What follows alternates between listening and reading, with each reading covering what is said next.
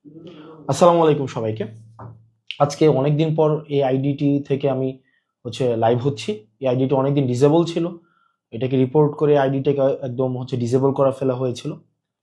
তো আজকে আমার কাছে মনে হয়েছে যে কিছু বিষয় নিয়ে কথা বলা উচিত, যেহেতু টকশো বা অন্যান্য জায়গাগুলোতে যাওয়া হচ্ছে না, বা আহ, নির্বাচনী ক্যাম্পেইনের কারণে ব্যস্ত থাকা হচ্ছে, যেহেতু যাওয়ার সুযোগ হচ্ছে না, সেজন্য আমার কাছে মনে হয়েছে যে আপনাদের কাছে কিছু বিষয় ক্লিয়ার করা উচিত। নাম্বার ওয়ান, আপনি যদি গত 15-20 দিনের আপনার মিডিয়ার যে চরিত্র, মিডিয়ার যে আচরণ, সেটা যদি আপনি একটু দেখেন, কতটা বস্তুনিষ্ঠ অথবা কতটা নিরপেক্ষভাবে তারা কার্যক্রম পরিচালনা করছে, মানে তাদের যে আচরণটা, মিডিয়ার যে আচরণ, বিভিন্ন পত্রিকার আচরণ, মেইন স্ট্রিম মিডিয়ার যে আচরণ, তাহলে আসলে বাংলাদেশের মিডিয়ার চরিত্রটা সেখানে প্রকাশিত হবে। আপনি দেখবেন 5ই আগস্টের পরবর্তী সময়ে প্রত্যেকটা মিডিয়ায় যারা টকশো করে এবং টকশোতে যাদেরকে আমরা প্রতিনিয়ত দেখি, আমরা প্রত্যেকটা মিডিয়া আমাদেরকে যেভাবে প্রশ্ন করেছে, প্রত্যেকটা বিষয়ে আমরা টি শার্ট কোন জায়গা থেকে কিনি, কয় টাকা টি শার্ট কেনার টাকা পাইছে কই, খাওয়ার টাকা পাইছে কই, রিক্সায় ওঠার টাকা পাইছে কই, গাড়িতে ওঠার টাকা পাইছে কই, প্রত্যেকটা জিনিসকে যেভাবে প্রশ্নের মধ্যে হচ্ছে নিয়ে এসেছে, এবং মিডিয়াতে এগুলো নিয়ে কেউ রেস্টুরেন্টে খাইছে, সেটা নিয়ে ঘন্টার পর ঘন্টা টকশো হয়েছে। আপনার গত আপনার জাস্ট এই কিছুদিন আগ পর্যন্ত টকশো হয়েছে। অথচ এই মিডিয়ার চরিত্রটাই দেখেন, বা যারা টকশো করছে এখন বিভিন্ন মিডিয়াতে, তাদের চরিত্রটা দেখেন। গত 15-20 দিন ধরে আপনি দেখবেন না যে তাদের এই এই আলাপগুলো এখন আর টকশোতে আছে। আপনি দেখবেন বিএনপি জনাব তারেক জিয়া অনেকদিন পরে দেশে আসছেন, 17 বছর পরে দেশে আসছেন, তার ইনকাম নিয়ে কিন্তু কোনো আলোচনা নেই। এতদিন পরে উনি এসে আপনার উনার অর্থ কিভাবে সংস্থান হচ্ছে, উনার জীবন নির্বাহ কিভাবে হচ্ছে, উনি কিভাবে এত বড় শোডাউন দিচ্ছেন, উনার নিরাপত্তার যে অর্থ সেটা কোন জায়গা থেকে সংগ্রহ করা হচ্ছে, এই বিষয়গুলো কিন্তু নিয়ে কেউ প্রশ্ন করছে না। একজনও না, আপনি একটা ব্যক্তিকেও আপনি দেখবেন না সেগুলো নিয়ে প্রশ্ন করতে। আমার মনে আছে সেটা অগাস্টের শেষের দিকে, খুব সম্ভবত আমাদেরকে নিরাপত্তা দেওয়ার জন্য হচ্ছে পুলিশ দেওয়া হয়েছিল 2 জন বা 3 জন করে, সেটা ঢাকার বাহিরে। তো একটা জাস্ট একটা প্রোগ্রামে কোন একটা জায়গায়, তখন এই টকশোজীবীদের আমরা দেখেছি যে আহ, যে আপনার কি পরিমাণ উৎসাহ প্রকাশ করতে, যে রাষ্ট্রীয় অর্থ খরচ করে এভাবে নিরাপত্তা দেওয়া, বা এই অর্থ কেন সরকার বহন করবে। ঠিক এখন এই প্রশ্নটাই, যখন আপনার নিরপেক্ষতা কখন প্রশ্নবিদ্ধ হয়, যখন আপনার প্রশ্ন করার ক্ষমতা ব্যক্তি, স্থান, কাল বেঁধে পরিবর্তন হয়ে যায়। অর্থাৎ আপনি যখন ক্ষমতাকে প্রশ্ন করতে পারেন না। আমি এটা বলছি না যে আমাদেরকে প্রশ্ন করা কোনোভাবেই হচ্ছে আপনার অযাচিত হয়েছে, অনুচিত হয়েছে। সেটা ডেফিনেটলি, সেটা খুব ভালো কাজ হয়েছে। আমরা চেয়েছিলাম সেটার চর্চাটা অব্যাহত থাকুক। অত্যন্ত দুঃখজনক বিষয় আমরা দেখেছি এই সাংবাদিকদের একটা বড় একটা অংশ আমাদের স্বাধীন সাংবাদিকতা করার অনুমতি চাচ্ছে, যে আমাদেরকে যদি অনুমতি দেওয়া হয় তাহলে আমরা স্বাধীন সাংবাদিকতা করব। সরি, যেই সাংবাদিকটা আপনারা অনুমতি নিয়ে স্বাধীন সাংবাদিকতা করতে চান, আপনাদের আমি দুঃখ প্রকাশ করছি, অনুমতি নিয়ে স্বাধীন সাংবাদিকতা করা যায় না। এবং আপনারা মিডিয়া যেভাবে চরিত্র হনন করেছেন, মিডিয়া যেভাবে হচ্ছে আহ এই যে জুলাইয়ের যারা সম্পৃক্ত ছিল তাদেরকে ভিলেন বানানোর চেষ্টা করা হয়েছে, তাদেরকে অপাংতেয় বানানোর চেষ্টা করা হয়েছে, তাদেরকে নানাবিধ প্রশ্নের মধ্যে জর্জরিত করে তাদেরকে যেভাবে জনবিচ্ছিন্ন করার প্রয়াস আপনারা নিয়েছিলেন, তারাই নিয়েছিল যারা আওয়ামী লীগকে বিভিন্নভাবে ফেসিলিটেট করার চেষ্টা করেছে, যারা জনাব তারেক জিয়া রহমানকে গত দীর্ঘ আহ আহ 17 বছর যারা ভারতের চোর বলে আখ্যায়িত করেছে, কনস্পাইরেটর হিসেবে আখ্যায়িত করেছে, বিদেশে বসে দেশের বিরুদ্ধে ষড়যন্ত্র করে হিসেবে আখ্যায়িত করেছে, বসুন্ধরার মালিক বলেছে তারেক জিয়া বিদেশে বসে দেশের বিরুদ্ধে ষড়যন্ত্র করছে, অথচ তারাই এখন আবার তাদের আবার প্রিয় পাত্র হয়ে গিয়েছে। ম্যাগনা গ্রুপের আপনার 71 টিভির মালিককে আমরা দেখলাম যে কত স্মিত হাস্য নিয়ে একদম বুকে জড়িয়ে ধরতে।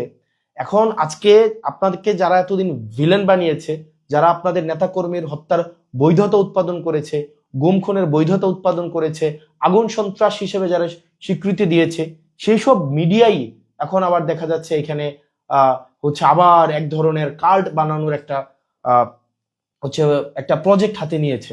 আমরা আপনাদেরকে এবার বলবো, আপনারা যারা নিরপেক্ষ সাংবাদিকতা করার চেষ্টা করেন বা যারা টক শোতে আপনারা যারা কথা বলার চেষ্টা করেন, আমি আপনাদেরকে রিকোয়েস্ট করবো, আমাদের সময় গত 1.5 বছর যেভাবে আপনারা প্রশ্ন অব্যাহত রেখেছেন, আপনারা এখন এই প্রশ্নগুলো অব্যাহত রাখুন।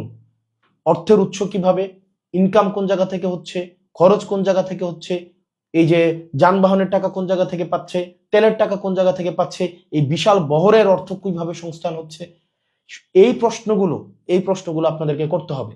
এই প্রশ্নগুলো যদি না করে শুধু যদি আপনি সিলেক্টিভ কোয়েশ্চেন করেন যে এই মানুষগুলোকে আমরা প্রশ্ন করবো, এই মানুষগুলোকে আমরা প্রশ্ন করব না, তাহলে আমার কাছে মনে হয় যে নিরপেক্ষ সাংবাদিকতা প্রশ্নবিদ্ধ হয়।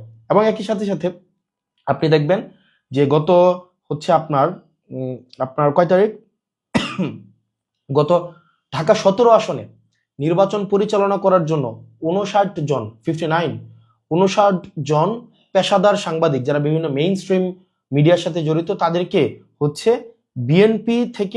বিএনপির ঢাকা 17 আসন নির্বাচন পরিচালনার জন্য একটা মিডিয়া টিম করা হয়েছে।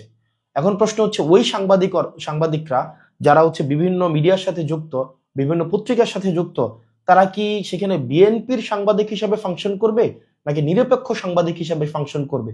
এই প্রশ্নটি খুবই গুরুত্বপূর্ণ। কারণ আপনি যখন একটা পার্টির প্যাডে হচ্ছে সাংবাদিক চলে যাচ্ছে, একটা পার্টির প্যাডে সাংবাদিক হচ্ছে অন্তর্ভুক্ত হচ্ছে, সেটি আমার কাছে মনে হয় যে বস্তুনিষ্ঠতা কতটুকু হচ্ছে গণমাধ্যমের ভূমিকা থাকবে সেই বিষয়টি প্রশ্নবিদ্ধ।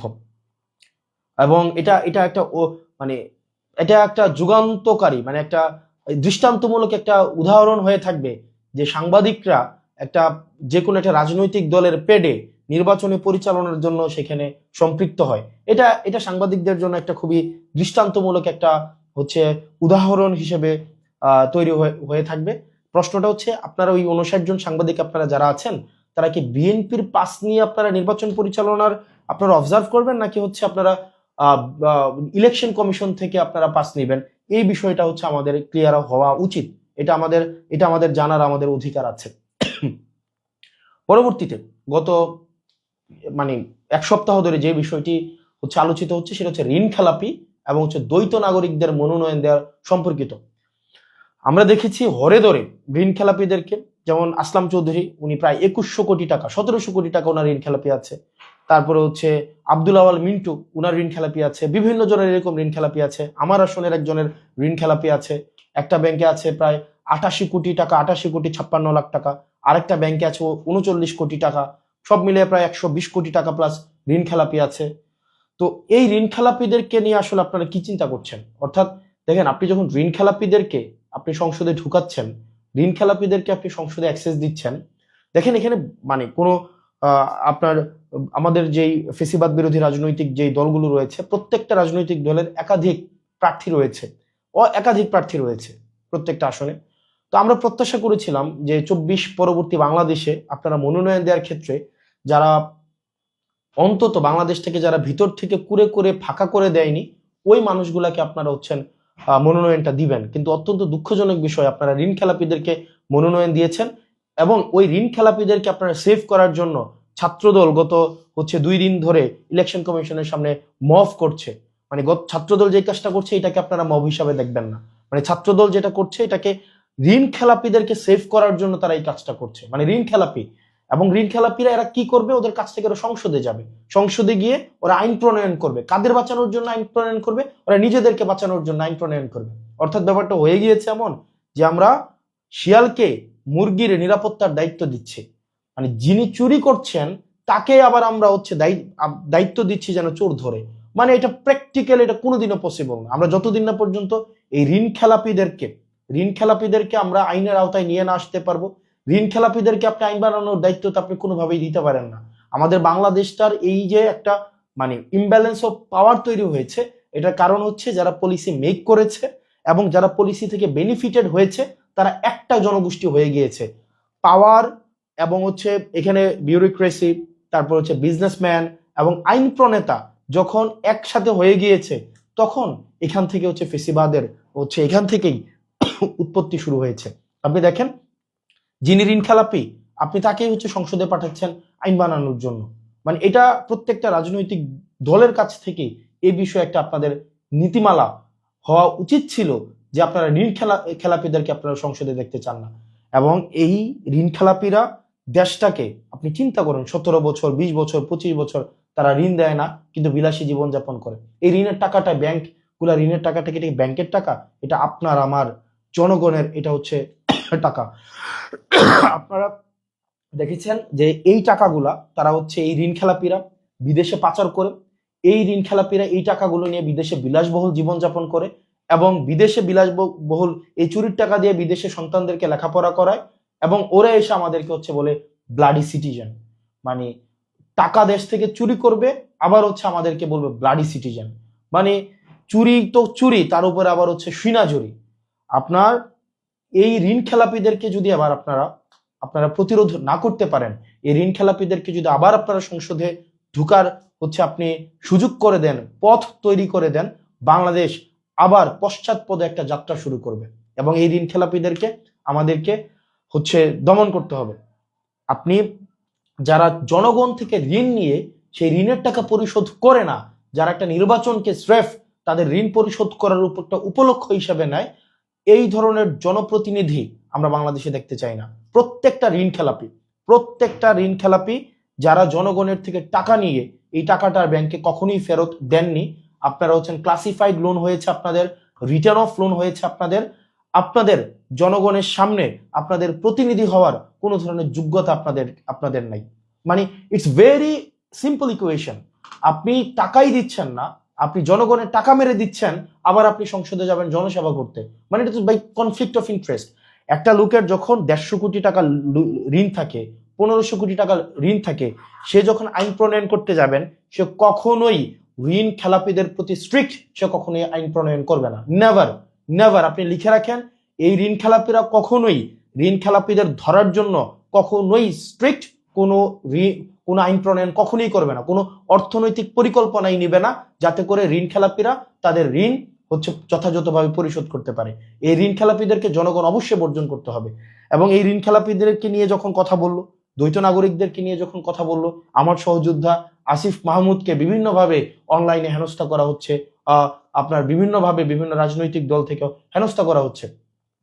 আপনারা আমাদেরকে কমেন্ট সেকশনে, আমি আজকে পর্যন্ত এই মুহূর্ত পর্যন্ত আমি কখনোই কমেন্ট সেকশন অফ করি নাই, নেভার, কখনোই কমেন্ট সেকশন অফ করি নাই। এটা আমার সহনশীলতা এবং পরমত সহিষ্ণুতার পরিচয়। আজকে পর্যন্ত আপনি আমাকে যত গালি দিয়েছেন, এখানে প্রত্যেক দিন আপনারা যত ইচ্ছা আমাকে গালি দিতে পেরেছেন, আমি কখনোই সেটা রিপ্লাইও করি নাই, এবং সেটাকে আমি কখনো ব্লকও করি নাই, এবং আমি আমার কমেন্ট সেকশনকে কখনোই আমি অফও করি নাই। আমি সেই পরমত সহিষ্ণুতা আপনাদেরকে দেখিয়েছি। আপনি যত ইচ্ছা গালি দিতে পারেন, আপনি যত ইচ্ছা আমাকে যা ইচ্ছা নেতিবাচক বলতে পারেন, কিন্তু দিন শেষে যেটা সত্য, সেই সত্যটা আমরা বলবোই। কারণ বাংলাদেশের কেউ আমাদের কাছে 100 টাকাও আমাদের কাছে পাবে না। কেউ বলতে পারবে না যে আমাদের কাছে 100 টাকা ঋণ পায়।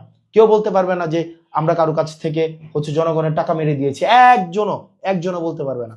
যারা জনগণের টাকা মেরে দিয়েছে, যারা জনগণের টাকা দিয়ে বিদেশে বিলাসী জীবনযাপন করে, তাদের সন্তানদেরকে নিরাপদে জনগণের টাকা দিয়ে বিদেশে পড়াশোনা করায়, তারা দেশে এসে আবার হচ্ছে এখানে জমিদারি খাটাবে, এই বাংলাদেশ আমরা আর দেখতে চাই না। নেভার। এই বাংলাদেশ আমরা কখনোই দেখতে চাই না। ঋণ খেলাপিদেরকে কোনোভাবেই আমরা সংসদে আবার ঢুকতে দিব না। নেভার, কোনোভাবেই আমরা সংসদে ঢুকতে দিব না। যারা মানে লজ্জা হওয়া উচিত, এটা লজ্জা হওয়া উচিত। মানে যারা ঋণ খেলাপি, আপনি ভাই জনগণের টাকা দিচ্ছেন না, আপনি আবার হচ্ছে সংসদে যায় জনসেবা করবেন, আপনার তো লজ্জা থাকা উচিত।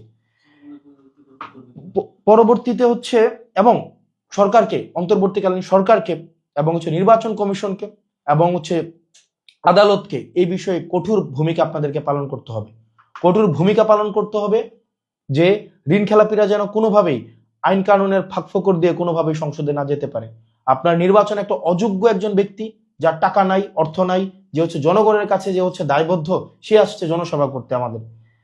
পরবর্তীতে হচ্ছে আমাদের যে যারা গতকাল আন্দোলনের মধ্য দিয়ে আপনারা সাস্টের নির্বাচনটাকে আপনারা পিছাই দিলেন, মানে এর থেকে বাজে ডিসগ্রেসফুল একটা এক্সাম্পল এই ছাত্রদল যে কাজটা করেছে, বিএনপি থেকে যে কাজটা করা হয়েছে, এর থেকে বাজে উদাহরণ আর কোনোভাবে আর তৈরি হয় না।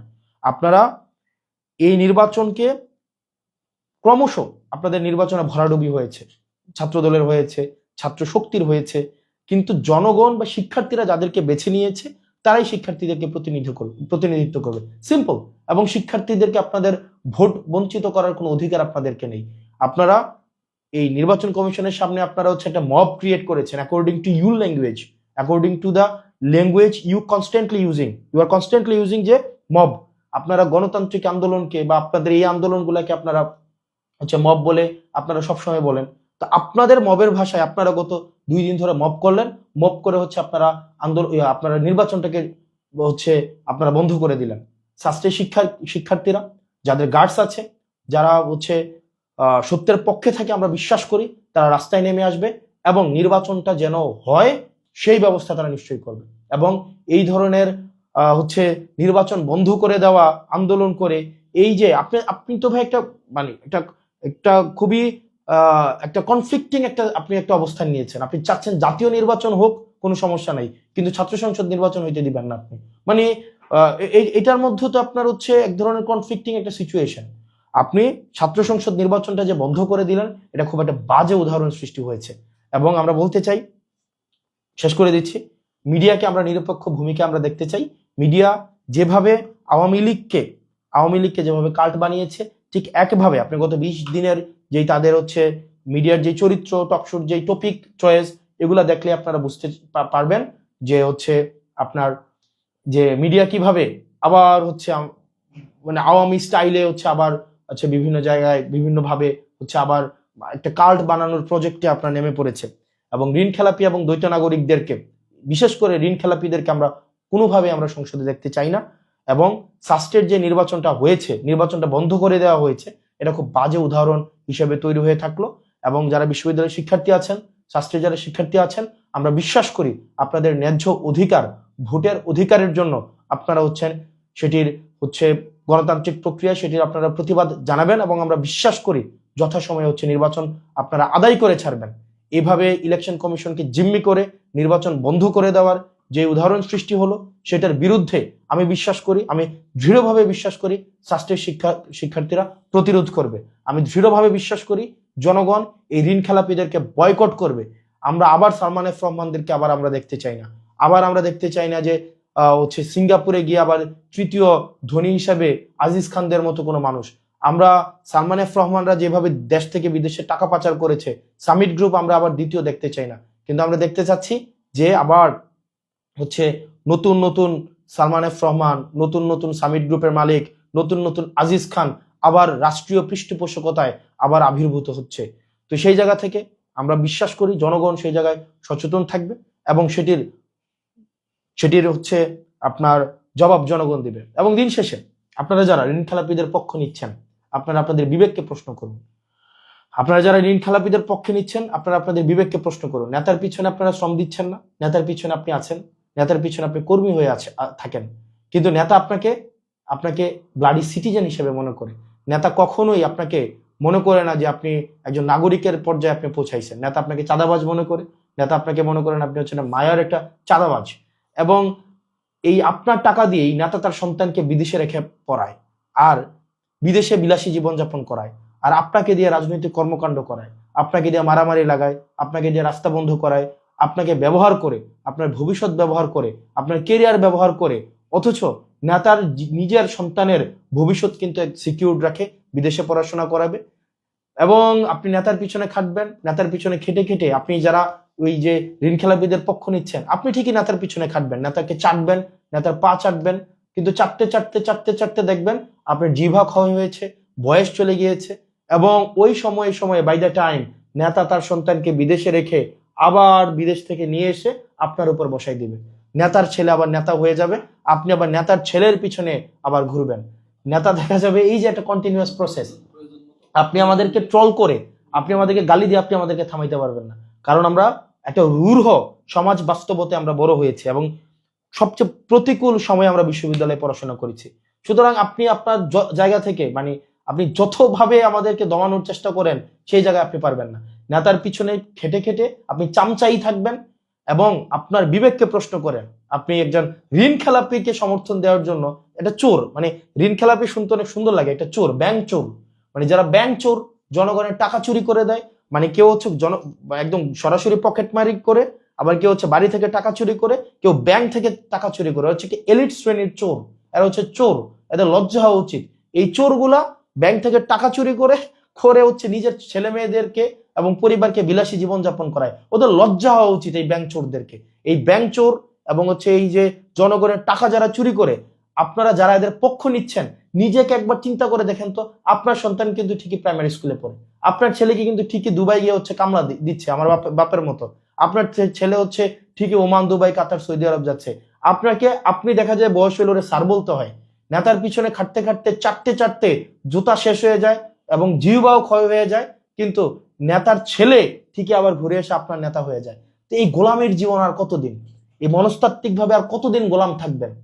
ভাই, মনস্তাত্ত্বিক ভাবে এই গোলামি বর্জন করে আপনি আপনার জায়গা থেকে সরব হন এই চোরদের বিরুদ্ধে, এই জাতীয় চোর, এই এলিট চোরদের বিরুদ্ধে, যারা স্যুট বুট পরে, সুন্দর সুন্দর পায়জামা পরে, দামি দামি জুতা টোতা পরে, বডি স্প্রে লাগায় আমাদের সামনে আসলেই আমরা মনে করি যে সে অনেক বড় নেতা হয়ে গেছে। এগুলো আপনার আমার চুরি করা টাকা দিয়ে সে এগুলা কিনে। আপনার আমার যে টাকাগুলা, এগুলা ব্যাংকে রাখা ট্যাক্সের টাকা, সেগুলো তারা চুরি করে তারা হচ্ছে বিলাসী জীবন যাপন করে, একদম গাড়ি করে সামনে এসে একদম করে। এই চোরদের বিরুদ্ধে আমাদের প্রতিবাদ থাকতে হবে। আর এই গোলামি থেকে যদি আমরা মুক্ত না হই, গোলামির চিন্তা থেকে, আপনি চিন্তা করেন, মানে সে তো চোর, এই চোরের গোলাম হচ্ছেন আপনি। মানে আমরা যখন এই এই ঋণ খেলাপিদের পক্ষে অবস্থান নেই, একবার চিন্তা হয় না, এই টাকাগুলা দিয়েই কিন্তু আপনার সন্তানের চিকিৎসা নিশ্চিত হইতো, এই টাকাগুলাই দিয়েই কিন্তু আপনার সন্তানের শিক্ষা ব্যবস্থা নিশ্চিত হইতো, এই টাকাগুলা দিয়েই কিন্তু আপনার অবকাঠামো নিশ্চিত হইতো। কিন্তু এই টাকাগুলাই হচ্ছে ওরা বিদেশে পাচার করে ওরা হচ্ছে আপনার বেগম পাড়া বানাইছে। আপনার নেতাকে কখনোই কষ্ট করে কম দামি জামা কাপড় পরে, কখনো বিলাসবহুল জীবনযাপন করে ছুটিতে যায় থাইল্যান্ড, অস্ট্রেলিয়া, সিঙ্গাপুর, ঠিকই কিন্তু ছুটিতে ওখানে বেড়াইতে যায়। কিন্তু আপনি দেখেন, আপনার যেই কপাল, এই কপালই থাকে গোলামের কপাল। এই কারণে জাতি হিসাবে যদি মন থেকে আপনি গোলামি মুক্ত না হইতে পারেন, আপনার গোলামি যদি বিসর্জন দিতে না পারেন, আর নেতাকে এভাবে চাপতেই থাকেন, নেতার পিছনে যদি এভাবে খাটতেই থাকেন, এবং নেতাকে এই চোরের পিছনে, যারা চোর আছে কিছু, এই ঋণ খেলাপি চোর, বড় বড় চোর, এই চোরের পিছনে যদি যান জীবন দিয়ে দেন, এটা হচ্ছে আপনার মনস্তাত্ত্বিক গোলামি। এবং একটা গোলামির জীবন 100 বছর বাঁচার থেকে একদম নিজের মতো করে আত্মবিশ্বাসের সাথে 1 মিনিট বাঁচা বেশি সম্মানের। গোলামের পিছনে, চোরের পিছনে, ঋণ খেলাপিদের পিছনে 100 বছর গোলাম হয়ে বাঁচার থেকে আত্মবিশ্বাসের থাকে নিজের ইনকাম করা 100 টাকার উপরে বেঁচে থাকা, 1 মিনিট বেঁচে থাকা অনেক বেশি সম্মানের। তো জাতি হিসাবে যদি গোলাম না হইতে চান, এই চোরের পিছনে শ্রম দিতে না চান, এই ঋণ খেলাপি চোর, ব্যাংক চোরদের বিরুদ্ধে আপনারা অবস্থান নেন। ইনশাল্লাহ আমরা, জনগণ যাকে ভোট দিয়ে নির্বাচিত করুক না কেন, আমরা ঋণ খেলাপিদের জন্য পরবর্তী বাংলাদেশ আমরা হারাম করে দিব। বাংলাদেশ আর সালমান এফ রহমান হইতে আমরা দিব না। বাংলাদেশকে আজিজ খানদের হাতে আর তুলে দেওয়া হবে না। নতুন করে যারা আব্দুল আওয়াল মিন্টুদের মতো এলিট ব্রিডরা এসে আমাদেরকে যারা হচ্ছে আবার ওইখানে হচ্ছে আপনারা হচ্ছেন বর্জ্য, আমরা হচ্ছে প্রলেতারিয়েত, এইভাবে আপনি দৃষ্টিকোণ থেকে দেখবেন, আপনাদের হাতে আর বাংলাদেশ তুলে দেওয়া হবে না। সুতরাং এই ঋণ খেলাপি চোর, এই ব্যাংক চোরদের ব্যাংক ডাকাতদেরকে আপনারা হচ্ছেন প্রত্যাখ্যান করেন, আর গোলামের মানসিকতা বাদ দেন। গোলাম মানসিকভাবে আপনারা গোলামির মানসিকতা বাদ দিতে হবে। ভাই, নিজের পকেটের 100 টাকা দিয়ে একটা খারাপ বাজার করে খাওয়া অনেক বেশি সম্মানের, অনেক বেশি সম্মানের। গোলাম হয়ে পিছু পিছু ঘোরার থেকে নেতার পিছু পিছু ঘুরলাম, সারাটা জীবন দিলাম, কেরিয়ারটা নষ্ট করলাম নেতার পিছনে পিছনে ঘুরে, আবার দেখা যাবে 20-25 বছর পরে নেতা আবার তার ছেলেকে আইনা আমার উপর আবার নেতা বানাই দিচ্ছে। লজ্জা হওয়া উচিত আমাদের লজ্জা হওয়া উচিত, আমাদের লজ্জা হওয়া উচিত। ভালো থাকেন, সুস্থ থাকেন। আর মিডিয়া আপনারা হচ্ছেন দেখি ইতিহাস বিচার করে, ইতিহাস সময় টেলিভিশনকে বিচার করেছে, 71 টেলিভিশনকে বিচার করেছে, ইতিহাস হচ্ছে বিভিন্ন টেলিভিশনকে বিচার করেছে, বিভিন্ন সাংবাদিকদেরকে বিচার করেছে। সমস্যা নাই, আপনারা হচ্ছে আবার সেটেল করে, আবার ব্যাকডোর হচ্ছে কম্প্রোমাইজ করে হয়তো আবার যার যার জায়গায় হয়তো ফেরত গিয়েছেন, যাচ্ছেন, এগুলো কিচ্ছু আসে যায় না, কিন্তু ইতিহাসের দায় থেকে কেউ মুক্ত হবেন না। ধন্যবাদ, সালাম আলাইকুম।